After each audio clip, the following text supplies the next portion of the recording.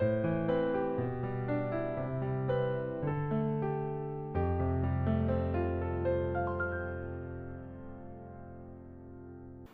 우리 함께 기도하심으로 8월 13일 매일 주신 기도회 하나님 앞에 드리겠습니다. 기도하겠습니다.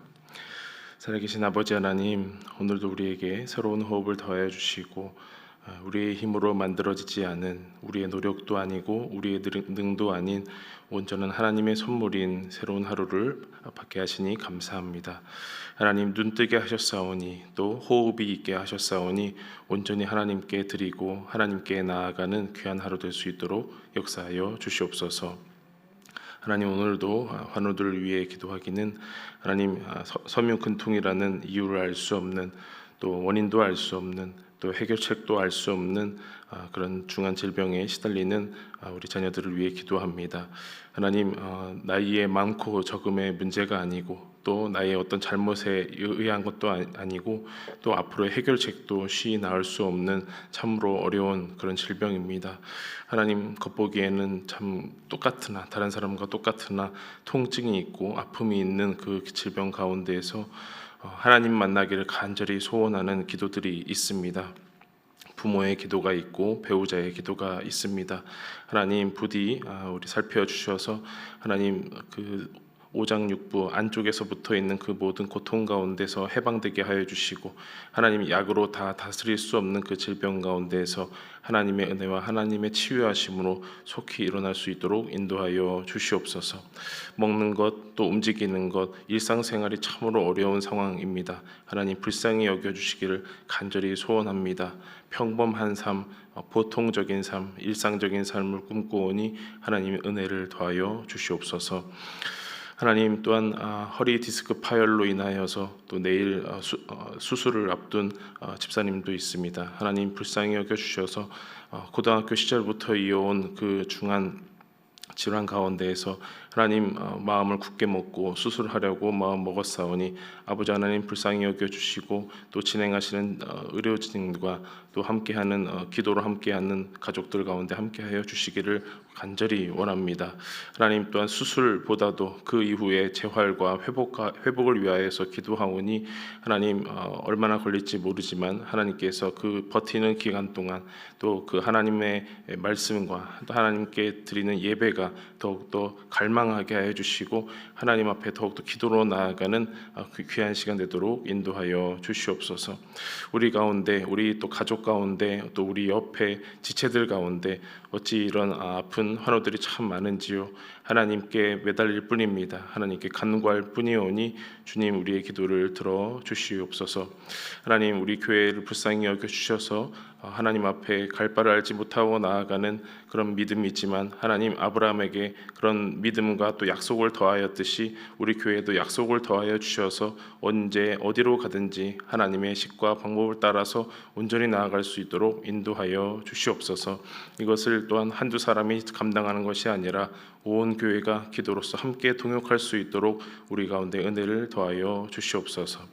오늘 말씀 보려고 합니다. 하나님께서 우리에게 필요한 말씀, 꼭 중요한 말씀 더하여 주시옵시고 또 이 아침에 하나님 앞에 우리의 생명을 다하고 목숨을 다하는 기도 될 수 있도록 인도하여 주시옵소서. 예수님의 이름으로 기도하옵나이다. 아멘. 하나님의 말씀 보겠습니다. 예레미야 49장 23절에서 39절의 말씀입니다. 네, 제가 읽어드리도록 하겠습니다. 예레미야 49장 23절에서 39절까지의 말씀입니다. 다메섹에 대한 말씀이라 하맛과 아르밧이 수치를 당하리니 이는 흉한 소문을 듣고 낙담함이니라. 바닷가에서 비틀거리며 평안이 없도다. 다메섹이 피곤하여 몸을 돌이켜 달아나려 하니 떨림이 그를 움켜잡고 해산하는 여인같이 고통과 슬픔이 그를 사로잡았도다. 어찌하여 찬송의 성읍, 나의 즐거운 성읍이 버린 것이 되었느냐. 이는 만군의 여호와의 말씀이니라. 그런즉 그날에 그의 장정들은 그 거리에 엎드러지겠고 모든 군사는 멸절될 것이며 내가 다메섹의 성벽에 불을 지르리니 벤하닷의 궁전이 불타리라. 바벨론의 느부갓네살 왕에게 공격을 받은 게달과 하솔 나라들에 대한 말씀이라. 여호와께서 이와 같이 말씀하시되 너희는 일어나 게달로 올라가서 동방 자손들을 황폐하게 하라. 너희는 그들의 장막과 양떼를 빼앗으며 휘장과 모든 기구와 낙타를 빼앗아다가 소유로 삼고 그들을 향하여 외치기를 두려움이 사방에 있다 할지니라. 여호와의 말씀이니라. 하솔 주민아 도망하라. 멀리 가서 깊은 곳에 살라. 이는 바벨론의 느부갓네살 왕이 너를 칠 모략과 너를 칠 계책을 세웠음이라. 여호와의 말씀이니라. 너는 일어나 고요하고도 평안히 사는 백성 곧 성문이나 문 빗장이 없이 홀로 사는 국민을 치라. 그들의 낙타들은 노략물이 되겠고 그들의 많은 가축은 탈취를 당할 것이라. 내가 그 살적을 깎는 자들을 사면에 흩고 그 재난을 여러 곳에서 오게 하리라. 여호와의 말씀이니라. 하솔은 큰 뱀의 거처가 되어 영원히 황폐하리니 거기 사는 사람이나 그 가운데에 머물러 사는 사람이 아무도 없게 되리라 하시니라. 유다 왕 시드기야가 즉위한 지 오래지 아니하여서 엘람에 대한 여호와의 말씀이 선지자 예레미야에게 임하여 이르시되 만군의 여호와가 이같이 말하노라. 보라, 내가 엘람의 힘에 으뜸가는 활을 꺾을 것이요 하늘의 사방에서부터 사방 바람을 엘람에 오게 하여 그들을 사방으로 흩으리니 엘람에서 쫓겨난 자가 가지 않는 나라가 없으리라. 여호와의 말씀이니라. 내가 엘람으로 그의 원수의 앞 그의 생명을 노리는 자의 앞에서 놀라게 할 것이며 내가 재앙 곧 나의 진노를 그들 위에 내릴 것이며 내가 또 그 뒤로 칼을 보내어 그들을 멸망시키리라. 내가 나의 보좌를 엘람에 주고 왕과 고관들을 그곳에서 멸하리라. 여호와의 말씀이니라. 그러나 말일에 이르러 내가 엘람의 포로를 돌아가게 하리라. 여호와의 말씀이니라. 아멘. 네, 우리 매일 성경의 본문을 따라서 매일같이 우리 함께 말씀을 나누고 있는데요. 7, 8월 달에는 예레미야 말씀을 우리 2달 동안 하고 있습니다. 원체 분량이 많은 책이어서 우리가 상반기 때 예레미야를 절반을 읽었고요. 이제 26장부터 나머지까지 후반부를 2달에 걸쳐서 읽고 있습니다. 오늘 말씀은 이제 어제보다도 더 아리송하고 이렇게 뭐랄까요, 마음에 깊이 다가오기가 참 쉽지 않은 그런 부분들인 것 같습니다. 왜냐하면은 우리가 유다와 이스라엘과 가까운 그런 어떤 사건이 많이 있다거나 어떤 관계에 있다는 그런 나라보다도 조금 더 거리가 있고 어떤 관련된 히스토리가 별로 없는 그런 나라가 등장해서 우리에게 감동을 별로 못 줄 수도 있겠다, 이런 생각이 막 들었어요. 그런데 오늘 말씀들을 보면 그래도 하나님께서 여전히 본문 속에서 일하고 계신다라는 것을 우리가 볼 수 있는데요.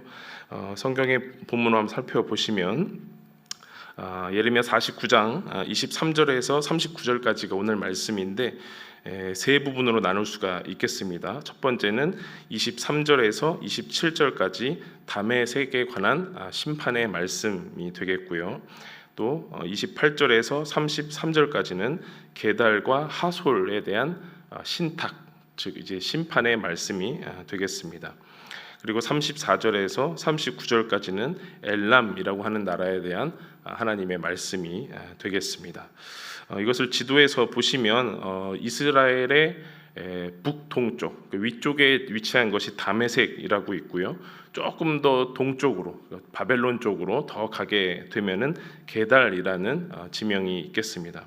그리고 이스라엘에서부터 아주 먼 그 티그리스 강까지, 유프라데스 티그리스 강까지 가면은 이제 바벨론의 중심지가 되게 되는데, 그것보다 조금 더 오른쪽으로 가야 엘람이라는 나라가 등장을 합니다. 그러니까 이제까지는 뭐 모압, 바벨론 이렇게 말을 하면 우리나라로 치면은 뭐 중국, 일본 이렇게 근처에 있는, 옆에 있는 나라들을 다루었다면 이제는 좀 멀게 된 거죠. 러시아, 또 동남아 지역으로 이렇게 가게 됐다, 이렇게 보면은 되겠습니다. 이런 나라들이 이스라엘의 그 예언자에게 예레미야 선지자에 의해서 그 선지자를 통하여서 심판의 말씀을 받게 되고 온 세계가 그것을 듣게 되는 것인데요. 오늘 알 수 있는 두세 가지를 한번 정리해 보면요. 28절 30절에 있는 말씀이 되겠습니다. 제가 한번 읽어 드릴게요. 28절하고 30절인데요. 바벨론의 느부갓네살 왕에게 공격을 받은 게달과 하솔 나라들에 대한 말씀이라. 여호와께서 이와 같이 말씀하시되 너희는 일어나 게달로 올라가서 동방 자손들을 황폐하게 하라. 여기서 하나님께서 너희는 일어나라 라고 했는데 이 너희가 누구냐면 바벨론인 거예요. 바벨론. 그래서 하나님께서 바벨론아 일어나라 게달로 올라가서 그 동방 자손들을 황폐하게 하여라 라고 한 것입니다. 그래서 하나님께서 전쟁을 일으키신 분으로, 그리고 바벨론을 들어서 전쟁의 도구로 공격자로 이렇게 쓰셨다라는 것을 볼 수가 있고요. 30절 말씀을 보면 여호와의 말씀이니라 하솔 주민아 도망하라 멀리 가서 깊은 곳에 살라 이는 바벨론의 느부갓네살 왕이 너를 칠 모략과 너를 칠 계책을 세웠음이니라. 소위 전문 용어로 병 주고 약 주고 하는 거죠. 바벨론 왕아 일어나라, 일어나서 게달 자손을 공격하여라 라고 해놓고 그 다음 절에 보니까 하솔 주민아, 게달과 하솔은 거의 비슷한 지역입니다. 하솔 주민아 도망하라, 바벨론이 쳐들어온다라고 하는 것입니다. 전쟁의 그 공격자와 또 피해자, 가해자 피해자라고 할 수가 있겠죠. 전쟁의 처음과 끝을 일으키시는 하나님의 모습을 볼 수가 있어요. 좀 아리송한 그런 부분이지만 이제 조금 더 보겠습니다. 그리고 38절, 39절을 보면은 이제 엘람의 심판에 대한 말씀의 끝 부분입니다. 38절, 39절 보면 내가 나의 보좌를 엘람에 주고 왕과 고관들을 그곳에서 멸하리라 여호와의 말씀이니라. 그러나 말일에 이르러 내가 엘람의 포로를 돌아가게 하리라 여호와의 말씀이니라. 다 멸망시키고 멸절시키고 쓸어버린 다음에 포로를 돌아가게 하겠다라는 거예요. 여기서 드러나는 하나님의 그 말씀의 또 성품의 속성은 구원과 심판이 한 세트로 온다라는 거예요. 제가 기회가 있을 때마다 말씀드린 그 비유가 뭐냐면 동전처럼, 마치 동전의 앞면과 뒷면처럼 이 하나님께 있어서 구원과 심판이라는 것은 뗄래야 뗄 수 없는 그런 부분인 것입니다. 우리가 동전의 앞면만 있으면 쓸 수가 있나요? 뒷면만 있으면 그게 사용 가능한 동전이 되겠습니까? 아니죠. 앞면과 뒷면이 온전히 붙어 있어야 동전으로서 가치가 있을 것인데 하나님의 일하심, 하나님의 성품도 마찬가지다라는 거예요. 심판하시는 부분과 구원하시는 부분이 이렇게 동시에 드러난다. 그것은 이스라엘뿐만 아니라 이 엘람이라고 하는 열방도 예외가 없다라는 것이죠. 이렇게 구원과 심판을 함께 주관하시는 하나님의 모습도 볼 수가 있겠습니다. 전쟁을 이끄시는 하나님, 그리고 구원과 심판을 주관하시는 하나님의 모습을 이 열방 신탁의 말씀들에서 살펴볼 수가 있었어요. 그래서 정리할 수 있는 것은 하나님께서는 온 열방을 다스리신다, 온 세계를 다스리신다라고 이 열방 심판들의 이 공통적인 주제를 우리가 볼 수가 있습니다. 그러면 우리가 교훈으로서 얻을 수 있는 것은 무엇일까? 온 세상을 다스리시는, 조금 더 비유하자면 온 세상이라는 드라마를 연출하시고 또 그 시나리오를 쓰시고 또 주연 배우로 일하시는 하나님을 우리가 볼 수 있다라는 거죠. 드라마 혹은 뭐 영화, 우리 권사님들은 연속극 더 이렇게 익숙하시죠. 그런 드라마를 보면은 연출하는 감독이 있고요. 그 시나리오와 그 대본을 쓰는 작가가 있겠고요. 또 그 안에서 주연 배우가 있고 조연 배우가 있고 또 하다못해 보이지 않는 저 구석에 있는 엑스트라들도 있는 것이죠. 근데 그 모든 것을 하나님이 주관하신다 이렇게 보면 되겠습니다. 그래서 드라마처럼 생각을 해보시면 우리가 볼 수 있는 것은 피조물들은 겸손하여야 하고 창조주에게는 주권이 있다라고 볼 수가 있어요. 피조물들은 겸손할 수밖에 없다. 창조주에게는 그 모든 것에 주권이 있다라고 볼 수가 있겠습니다. 왜 피조물들에게 겸손함을 말하는가?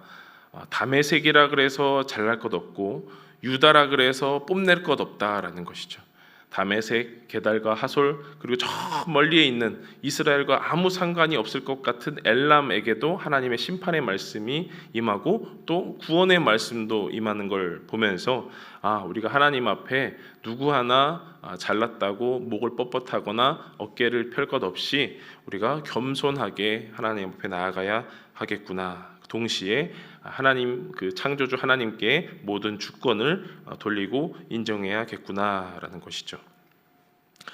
조금 더 깊게 나아가면 그 창조주 하나님의 말씀 혹은 명령 혹은 그 요청에 우리가 응답해야 할 책무가 있다라는 것입니다. 창조주 하나님께서 빛이 있으라라고 하니 이 피조 세계가 응답을 했습니다. 어떻게 응답을 했었죠? 빛이 생겼어요.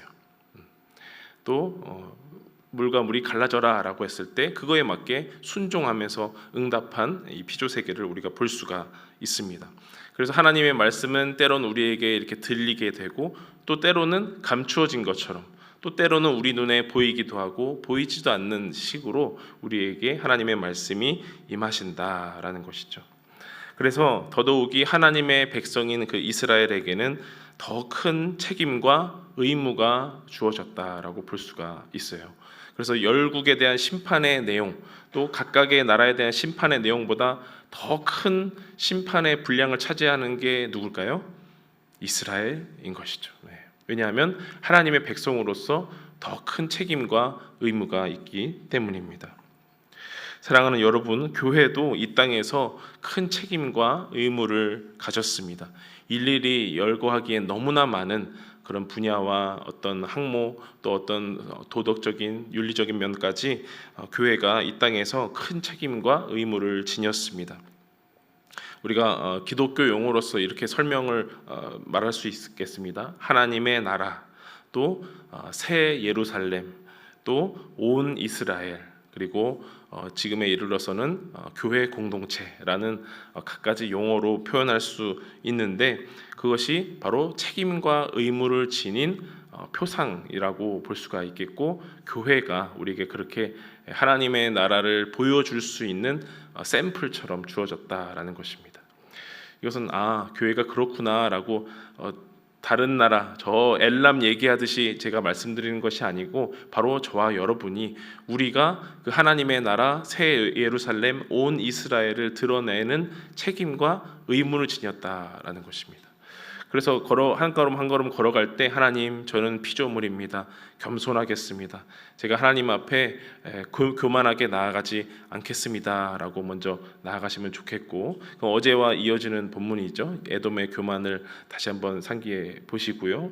그것을 넘어서서 하나님께 모든 주권이 있습니다.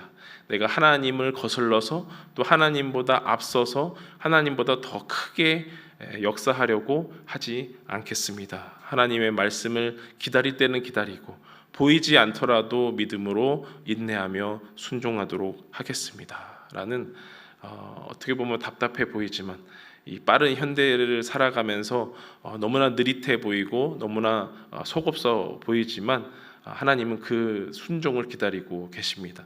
그래서 그 피조 세계의 첫 번째 응답하셨던 하나님의 말씀처럼 보시기에 좋았더라라고 하는 그 첫 번째 말씀처럼 저와 여러분의 삶에 하나님께서 창조주의 그 선한 응답이 임하기를 간절히 원합니다. 여러분의 삶을 보실 때 하나님께서 그래 겸손하였구나, 오늘도 보이지 않고 들리지 않았지만 나와 함께함을 믿고 순종하였구나 라고 하나님께서 참 보시기에 좋았다, 내가 참 보기 좋다라고 저 여러분에게 응답하시길, 우리 교회에 응답하시길 그렇게 간절히 바라봅니다. 봅니다. 기도하겠습니다. 살아계신 아버지 하나님, 우리에게 큰 책임과 의무를 주셔서 교회 공동체를 허락하게 하심에 감사드립니다. 이것은 하나님께서 원하시고 기뻐하시는 일이라 또 피조 세계로부터 지금까지 쭉 이어온 하나님의 계획이고 하나님의 그 소원임을 우리가 알고 나아갑니다. 하나님, 나 혼자로부터 시작하여서 우리 온 교회 공동체에 이르기까지 하나님, 이 피조 세계 가운데 겸손함을 유지하게 하여 주시옵시고 하나님 앞에 교만하지 아니하고 하나님께 온전히 긍휼함을 얻고 나아가는 하나님 백성 되도록 인도하여 주시옵소서. 열국의 심판들의 말씀을 보면서 하나님, 우리도 그 무엇 하나 내세울 수 없음을 다시 한번 자각하며 나아갑니다. 겸손하고 연약한 모습으로 말미암아 하나님 앞에 영광 올려드리고 하나님을 창조주 주권자로 온전히 높여드릴 수 있도록 주님 역사하여 주시옵소서. 나로 인하여서 내 이름, 내 힘이 드러나는 것이 아니라 나를 통하여서 주 예수 그리스도가 드러날 수 있도록 오늘 하루도 주장하여 주시옵소서. 온전히 주님께 맡기는 하루 되도록 인도하여 주시옵소서. 예수님의 이름으로 기도하옵나이다. 아멘. 우리 마음 모아서 함께 기도하겠습니다.